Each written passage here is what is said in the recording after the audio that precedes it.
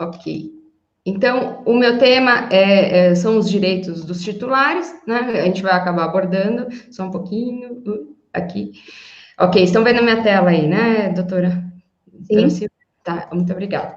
Bom, nós temos um grande impacto com o início de vigência da LGPD, que é o seguinte, teve a discussão, quem estava acompanhando esse cenário aí de início de vigência da LGPD, tinha a discussão, será que fica para agosto? Será que vai para maio de 2021 com a medida provisória do Bolsonaro?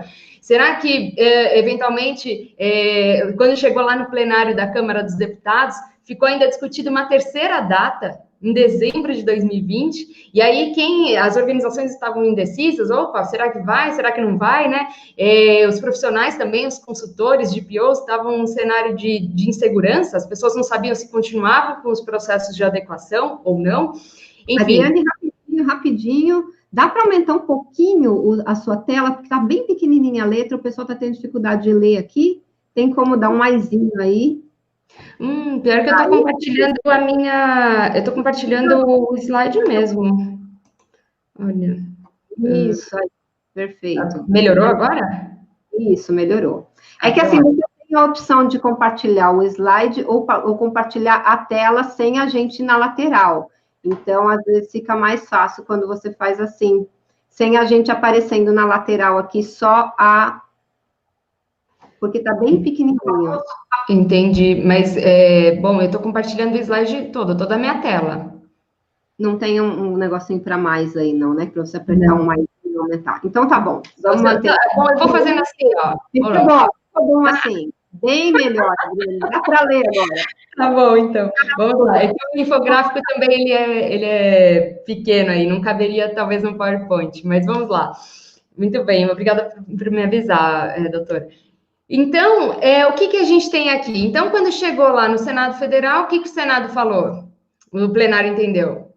Pandemia não é motivo para as organizações não fazerem adequação à LGPD. Por quê?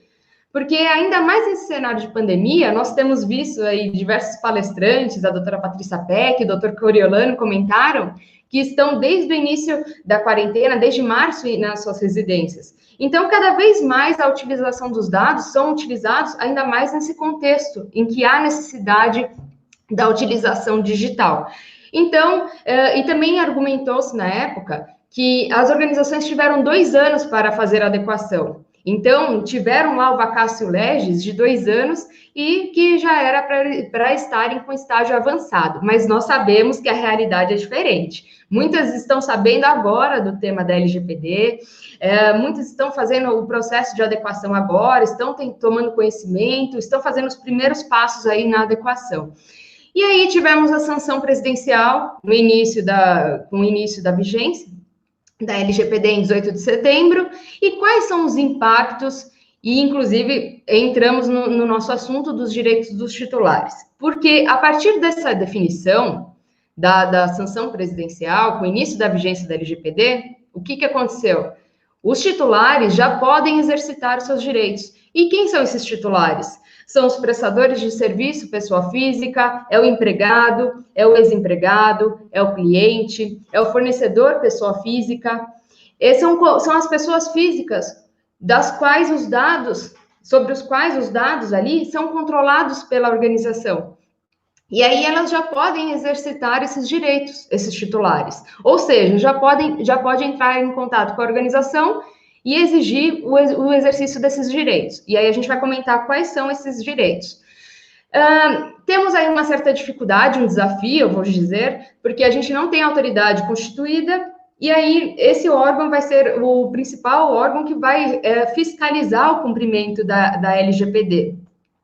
E aí, por conta disso, outros órgãos estão vindo a regulamentar essa questão, então, como o PROCON, em situações de relação de consumo, a Anatel, em situações de comunicações telefônicas e assim por diante. Mesmo sem autoridade constituída, é possível o exercício dos direitos dos titulares em contato com as organizações, perante órgãos de setor e também perante o Poder Judiciário. Por que acontece? As sanções administrativas, realmente, as sanções, elas só vão ser aplicadas a partir de agosto de 2021. Mas o problema é que, a partir de agora, já podem ser exercitados outros direitos. Então, multas definidas pelo Poder Judiciário, como as CREINS e outras, já podem ser definidas. Porque muitos têm, no meu Instagram, lá, alguns alunos me perguntaram, professora, mas as multas não ficaram para agosto de 2021? Por que teve tal decisão que definiu uma multa master int ali? Porque ali foi um contexto do Poder Judiciário. A questão aqui de sanção administrativa será aplicada pela autoridade. Então, vejam que o exercício dos direitos já podem ser exercitados. Muito bem. Deixa eu passar aqui. Ups. Ok. Deixa eu... Ups, não está indo. Deixa eu... Tá um pouquinho de delay aqui.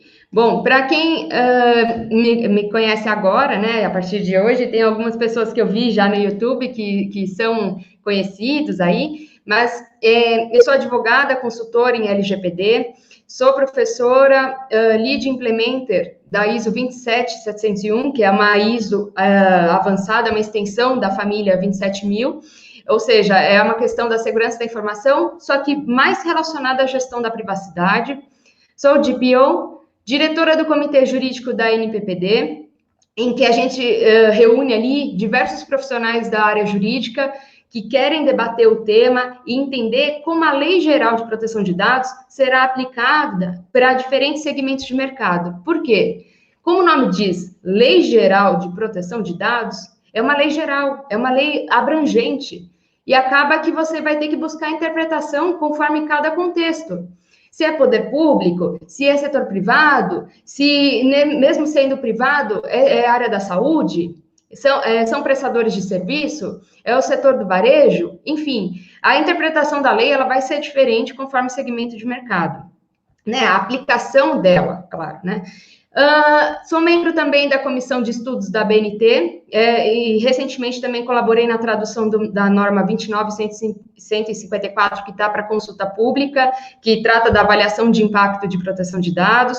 Sou professora em curso de formação de BO e também na Universidade Mackenzie e na PUC Campinas, com disciplinas de proteção de dados, e também mestre em administração pela Universidade Mackenzie. Fico à disposição nas redes sociais, Instagram, LinkedIn. Vocês podem me adicionar e acompanhar as novidades aí que eu sempre compartilho. Muito bem. Pessoal, quando a gente fala de LGPD, os agentes de tratamento, sejam controladores ou operadores, e a doutora Cristina apresentou bem esses conceitos, né, de quem é o controlador e quem é o operador, eles devem, claro, seguir a lei como um todo, mas também tem que enquadrar o tratamento em uma das bases legais, ou seja, a recepção de dados pessoais, a coleta de dados em um formulário, vai ter que ter um enquadramento em uma das bases legais. Vai ter que observar se os princípios são cumpridos, ou seja, quando obter um consentimento do titular, será que tem ali o cumprimento do princípio da transparência? Ou seja, será que está claro para o titular para o que ele está fornecendo o consentimento dele? A demonstração ali do que é feito dos dados dele, respeito aos direitos dos titulares dos dados, que estão previstos entre os artigos 17 a 20, né, da LGPD, e a adoção de medidas de governança e boas práticas. Claro, tem que seguir a lei como um todo, mas principalmente eu destaco esses itens, porque tem que ser observados no projeto de adequação à LGPD. Então, o nosso tema aqui são dos direitos.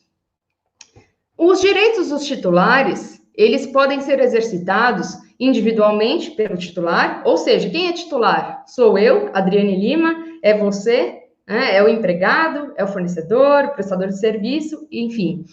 Ou por tutela coletiva, e aí vai depender, claro, de uma ação coletiva, que vai eventualmente ser promovida pela Defensoria Pública, Ministério Público, perante o IDEC, PROCON e também pela própria OAB. Aí varia, né? O titular, ele vai poder exercitar os direitos que estão descritos no artigo 18 por meio de uma requisição. E essa requisição tem que ser simples e, se possível, imediata. É isso que trata a lei, né? Tem que ser e por meio de uma declaração clara e completa, o controlador vai ter que ter a capacidade de responder em até 15 dias a respeito do acesso e existência dos dados de uma pessoa. Então, vamos supor, o titular, o cliente, entra em contato com a organização, tem lá um formulário na própria loja, por exemplo, no estabelecimento, e ele solicita ali, quero confirmar a existência de que há tratamento de dados meus perante esse estabelecimento. Esse estabelecimento vai ter que responder em até 15 dias, num formato claro e completo a respeito desses dados. Se há ali tratamento de dados desse titular e quais são esses dados, né? É isso que fala a nossa LGPD. Vale a pena também comentar, quem é recente no tema, a LGPD, ela não visa proibir o uso dos dados, né? Eu sempre falo isso, inclusive, nos meus treinamentos. O que acontece? A LGPD, ela surge num contexto de dar a limitação ao uso dos dados. Então, quando a organização precisar fazer um tratamento de dados, vai ter que obedecer uma base legal, vai ter que respeitar os direitos dos titulares, não vai poder mais utilizar de uma forma indiscriminada, vai ter que seguir a lei para utilizar esses dados, tá? Então, vai ter que buscar um motivo na lei, um motivo legal para fazer isso. Senão vai ser ilícito e você pode vir a responder com uma sanção administrativa e também perante o Poder Judiciário com uma indenização. Bom, a nossa lei, ela traz aqui os direitos dos titulares, que são confirmação de existência de tratamento de dados, acesso aos dados, correção de dados incompletos, inexatos ou desatualizados, anonimização, bloqueio ou eliminação de dados desnecessários, a portabilidade dos dados a outro fornecedor, a eliminação dos dados, a informação sobre o compartilhamento de seus dados com entidades públicas e privadas, e aí eu vou comentar um pouquinho sobre cada um, né, claro. Informação sobre o não consentimento e as consequências da negativa disso, a revogação do consentimento, a reclamação contra o controlador perante a autoridade nacional. Então, peraí, autoridade, a organização não me respondeu no prazo devido, ou não me deu um retorno. Vai poder fazer a reclamação perante a autoridade nacional. A questão da oposição, caso discorde de um tratamento. Também a revisão de decisões tomadas com base em um tratamento automatizado. Ok, e aí você se pergunta, mas sempre esses direitos terão que ser cumpridos? Nem sempre. Esses direitos não são absolutos. E se você está do lado da organização, se vir uma requisição e ela for incabível, você tem que ter a capacidade de responder dando embasamento legal para que isso seja, por exemplo, uma eliminação. E a empresa ela precisa manter esses dados. Vai ter que justificar em uma base legal. Não, titular, neste momento não eliminaremos seus dados, pois há a obrigação da empresa reter esses dados, tendo em vista a exigência de determinada lei, né? Então, a organização vai ter que ter essa capacidade de argumentação. É a oportunidade única das organizações virem a retomar a governança. Se ela não tinha um mínimo de governança, ela vai ter que ter com a LGPD, tá? Seja que porte for. Bom, e como que esses direitos dos titulares, eles vão poder ser exercitados, né? Eventualmente, vocês podem pensar que poderia ser via formulário num site, porque a LGPD não dá orientação sobre isso, ela deixa em aberto. E aí vem a questão, como que eventualmente pode ser cumprido esse direito? Pode ser um formulário no site, com resposta automática ou via e-mail. Então, quando o titular entrar em contato, o próprio site ter ali um retorno, bateu ali, chegou, né, a solicitação. Quero confirmar a existência de tratamento de dados perante essa organização. E aí já ter uma resposta automática, se não tiver, por exemplo, Adriane, não há dados sendo tratados seus perante essa organização. Pronto, né? E você ter isso formalizado. Eventualmente, se o titular vir a questionar, você ter a capacidade probatória de documentar isso e mostrar, não, eu te respondi sim, olha esse seu log, enfim, né? Você conseguir demonstrar essa resposta. Ou via e-mail, se tiver, por exemplo, dpo@organização.com.br. Há organizações que vão adotar o e-mail como um procedimento de requisição, mas eu sempre comento, o e-mail talvez seja um tiro no pé. Porque o que acontece? Você pode receber desde uma solicitação, organização, quero saber se há existência de tratamento dos meus dados com você, ou também você pode receber lá um livro, né? A pessoa contando a vida inteira dela, e você tem que descobrir o que é a moral da história ali, o que ela quer, né? Ou também, eventualmente, outras solicitações, quero devolver o meu produto, questões de situações de relação de consumo, e assim por diante. Então, vira uma vala comum esse e-mail, né? Então, tem que tomar um pouquinho de cuidado com esse e-mail para ser definido, né? Aí vale uma dica. Via formulário físico no estabelecimento, eventualmente é um estabelecimento que não tem site, ou senão fica muito caro para viabilizar um formulário eletrônico. Então, eu vou colocar à disposição no Facebook, que é o único lugar onde que consta o meu estabelecimento, eu coloco lá no Facebook que os direitos dos titulares podem ser exercitados via preenchimento de uma requisição presencial no estabelecimento localizado à rua tal. Pode ser feito dessa forma, né? E aí a pessoa terá um retorno via correios, ou depois de determinados dias, retornar à loja e saber da resposta. Pode ser, né? Tem que ser criativo. Enquanto a gente não tem a autoridade nacional definindo essa questão, dando parâmetros, a lei ela é geral, ela não dá orientação nesse sentido. E como que você pode cumprir, né?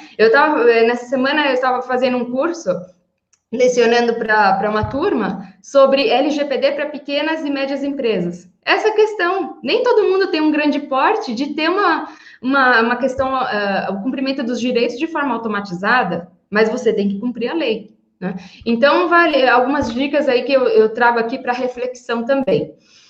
A questão do telefone, eventualmente ter um 0800 para que a pessoa faça o contato e requisite ali os seus direitos, e seja aberto ali um chamado, enfim, vale a pena você revisitar cada contexto, vai trazer uma resposta, né? Cada realidade de cada organização é que vai definir qual é o melhor método de cumprimento desses direitos dos titulares. O artigo 19 traz lá que as informações e os dados poderão ser fornecidos a critério do titular por meio eletrônico, seguro e idôneo para este fim, ou sob forma impressa. Então, quem define que tem que ser ou impresso ou eletrônico é o titular.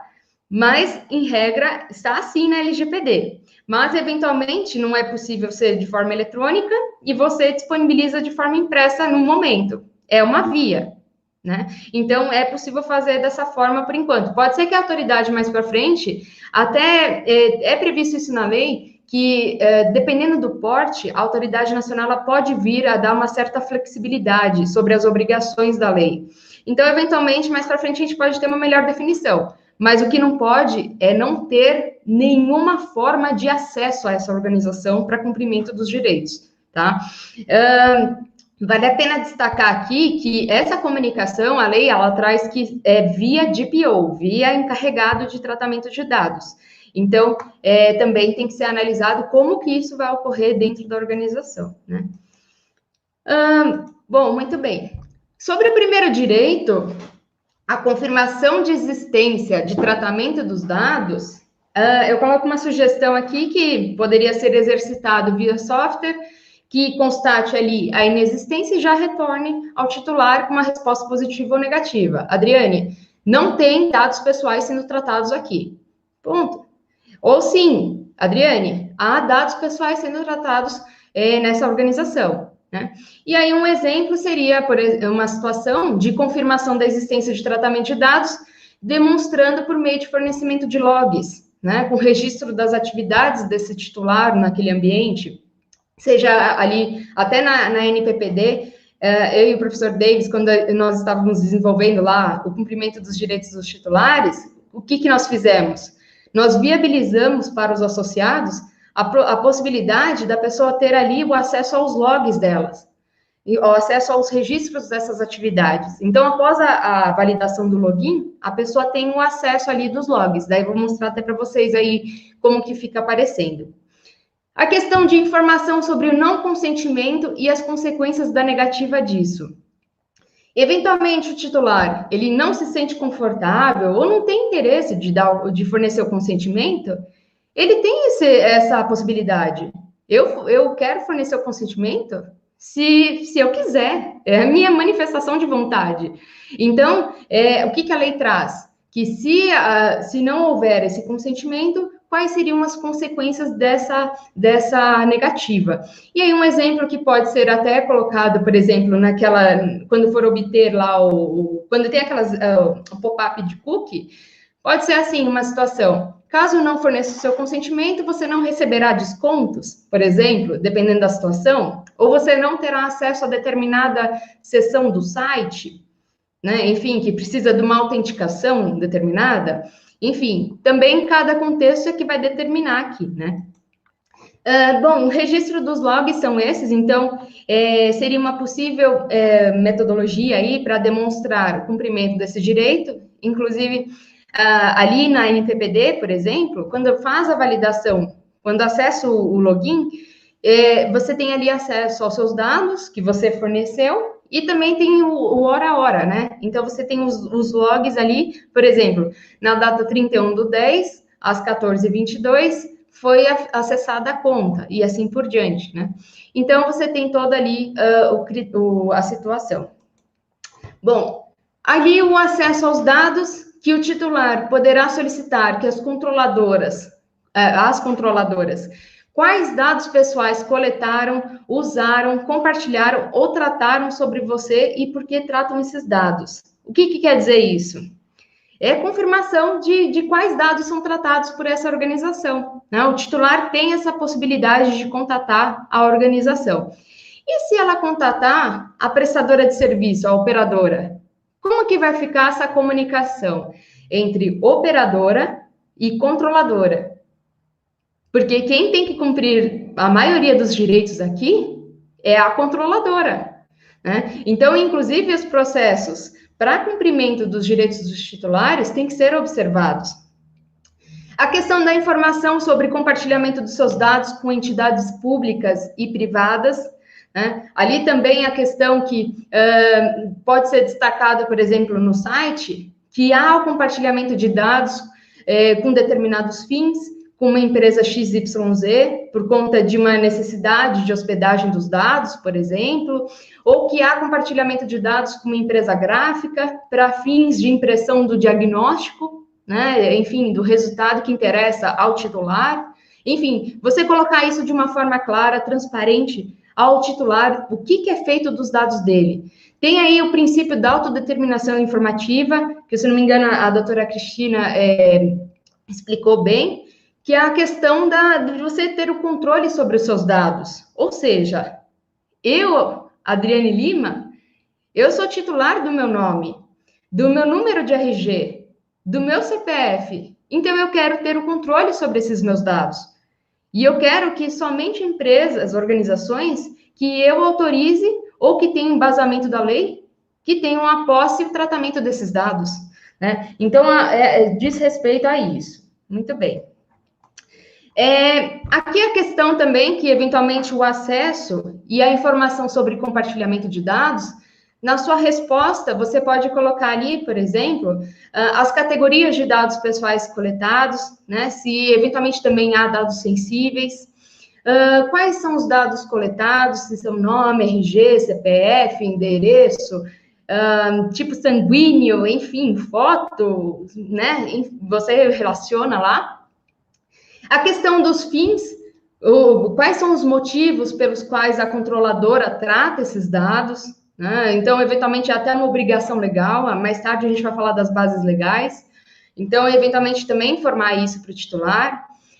Quais dados são compartilhados com outras organizações e por quais motivos? Há compartilhamento de dados entre as organizações? Sim, há sim. Então, informe isso para o titular.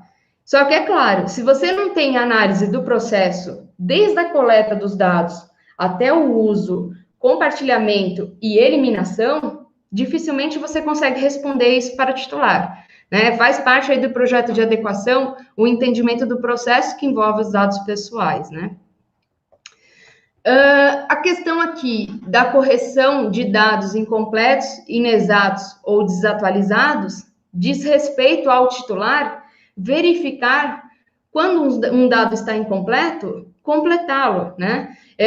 Trazer ali a validade do dado, que é o princípio até da qualidade dos dados, que é mencionado lá no artigo 6º, que é a questão de possibilidade de retificar os seus dados. Então, por exemplo, se o meu nome está desatualizado, se era de solteira, e agora eu alterei meu nome quando me casei, por exemplo, se determinadas situações como essa, eu posso ter o direito de atualização desse meu dado, porque se a empresa precisa ter os meus dados, então que eles estejam atualizados, que eles tenham qualidade, né, que tenham integridade envolvida aí.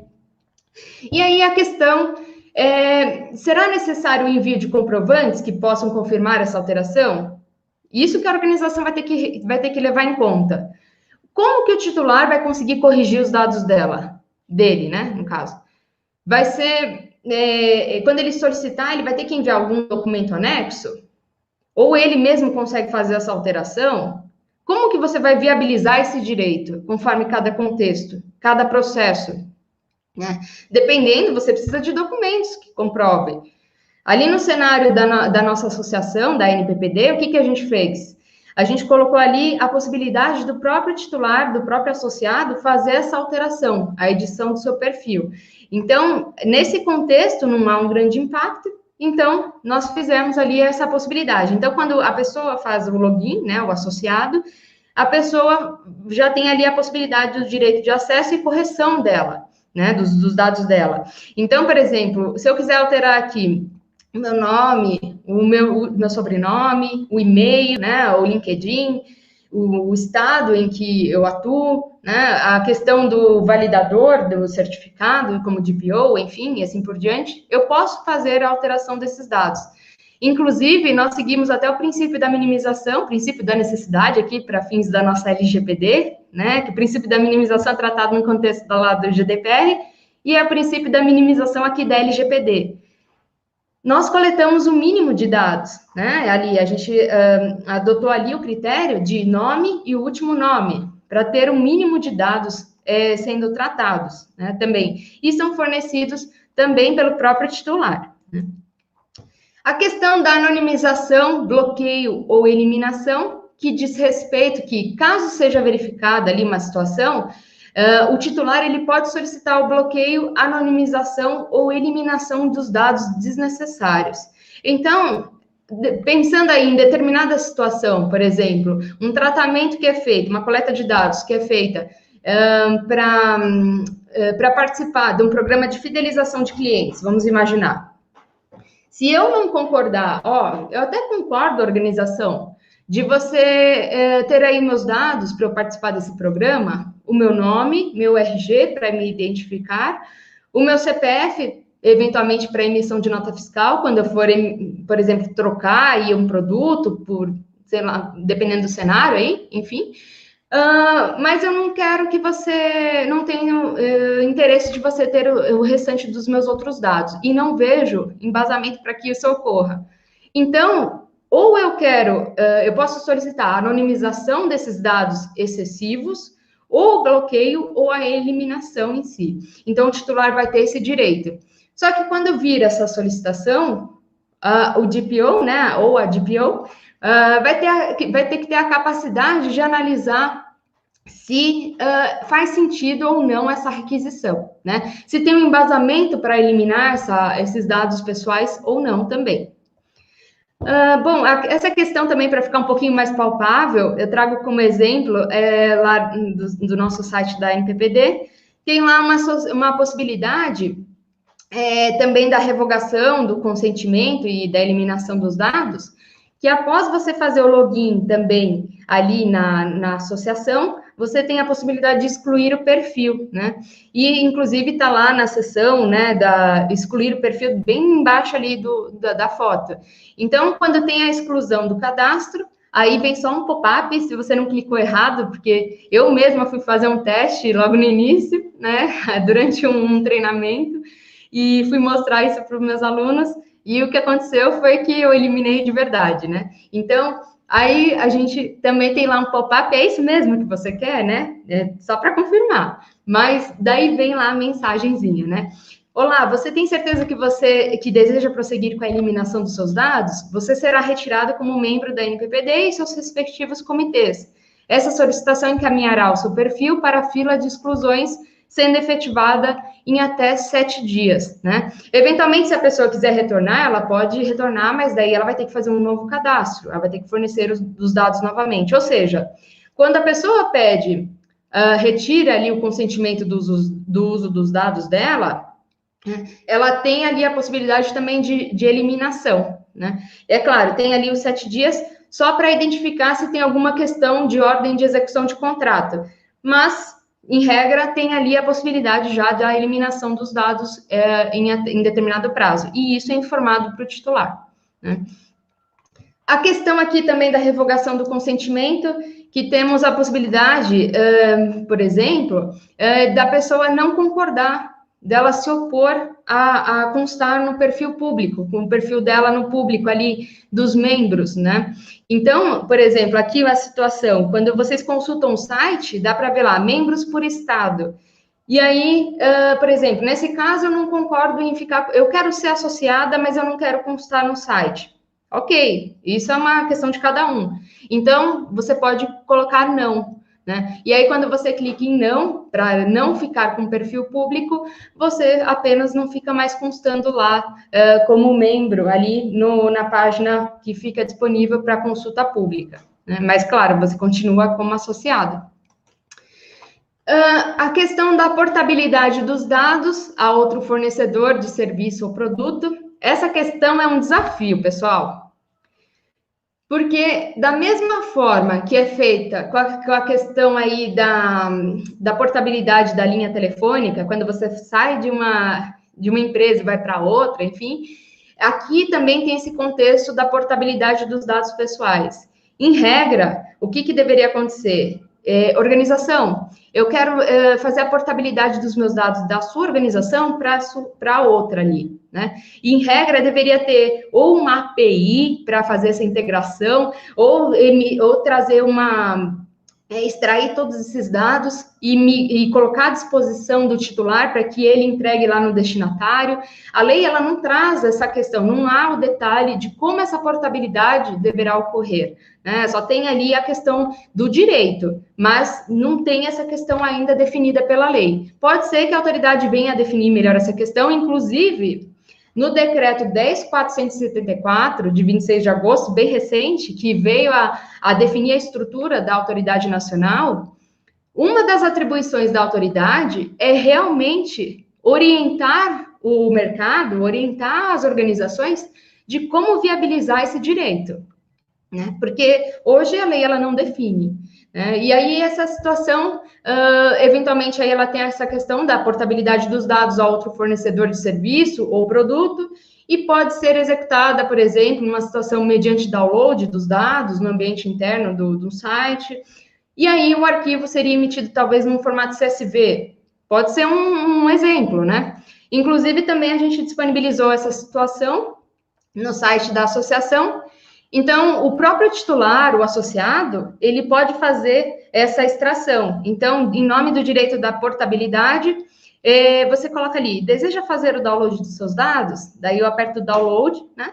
E o que eu consigo extrair dali? Eu consigo extrair a foto, que eu mesmo encaminhei, né? Eu tornei meu dado público. Os meus dados em formato CSV. Então, todos os dados que são tratados pela associação ficam nesse CSV.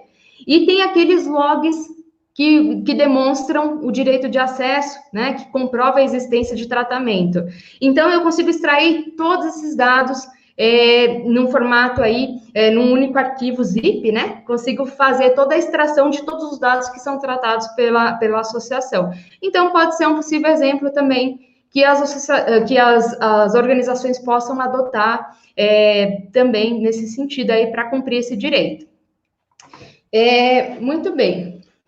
a questão aqui da revisão de decisões tomadas com base em tratamento automatizado. Opa, Adriane, temos 8 perguntas aqui, tá? Você tira 10 minutinhos no final? Sim, eu já estou caminhando para o fim. Eu imagino que eu estou trazendo várias questões aí para reflexão, imagino que deve tá bombando, né? Não, mas vamos lá, eu separo sim, pode deixar. Bom, e a revisão de decisões tomadas com base em tratamento automatizado, o que quer dizer isso?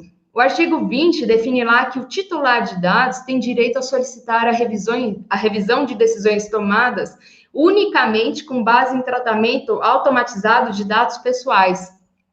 Então, se por acaso tem um processo automatizado que define, por exemplo, um score, o titular ele pode solicitar a revisão. Empresa, não concordo com esse score. Eu quero que você revise. Inclusive, essa situação foi até objeto de discussão no Congresso Nacional, porque quem era a favor da situação de contratação das pessoas, o que falava os parlamentares ali? Falavam que, sim, tem que ter ali uma revisão, inclusive por um ser humano, né? No texto original, falava que tinha que ocorrer ali por um ser humano.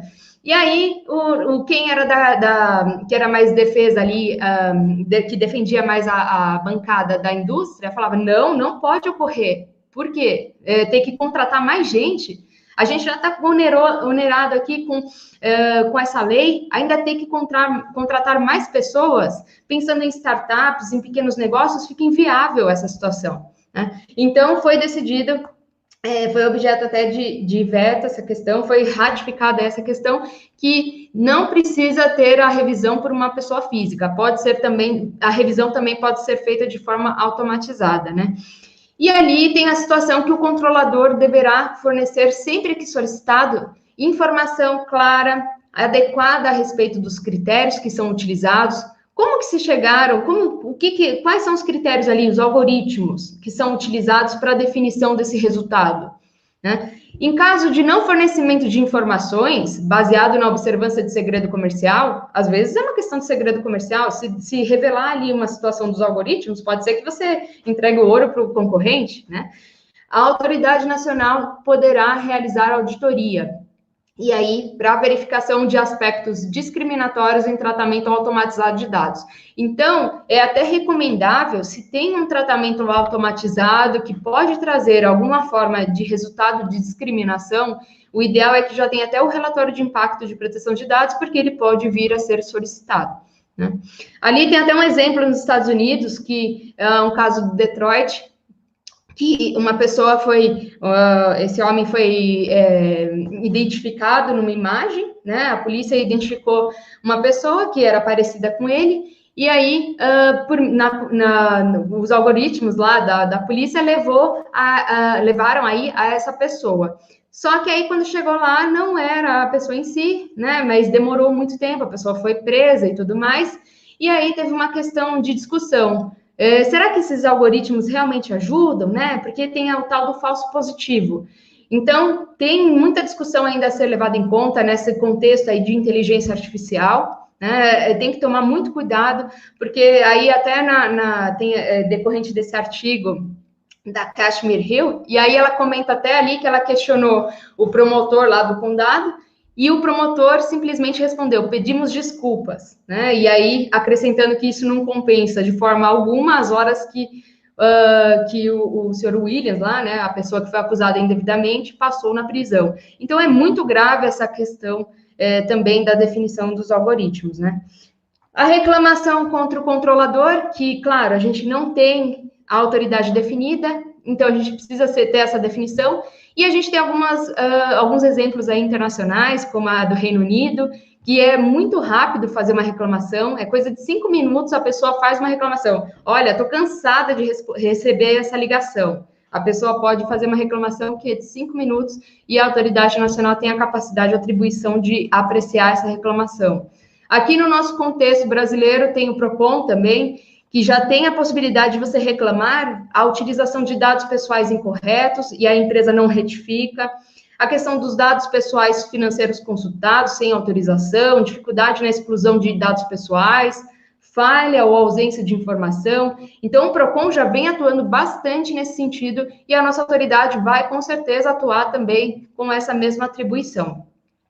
Aqui também eu trago um possível exemplo de resposta quando tiver uma requisição. Inclusive, esses modelos, eu e o professor Davis vamos lançar um livro em breve, já comento de antemão, né? Então, é até a gente precisa, vamos divulgar aí nos próximos dias, né? Melhor, mas a gente tem aí diversos modelinhos, então, um possível exemplo de resposta à requisição seria uma situação que tem ali determinado direito, e aí a pessoa responsável, seja a encarregada, seja quem ficou nomeado aí como responsável, dá um retorno para esse titular para documentar.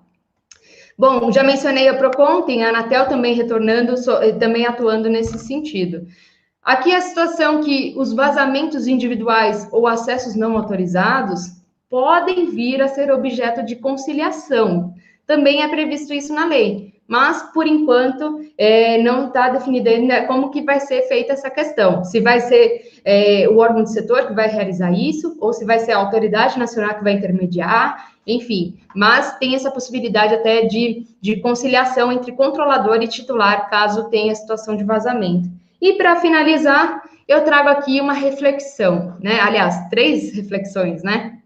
Com base nos direitos que nós abordamos, quem que vai receber essas solicitações? Isso tem que ser analisado. Vocês que estão buscando aí formação como profissionais na área, quando forem orientar as organizações, né, vão ter que pensar, ok, os titulares, eles vão exercitar os direitos, mas quem que vai receber essas solicitações? Como que será esse processo interno? E com os terceiros? Como que será essa resposta aos titulares? E se o controlador receber a solicitação, como que será o cumprimento pelos operadores? Porque o controlador recebe, mas e aí, como que essa informação se dará no processo, na cadeia dos dados, né?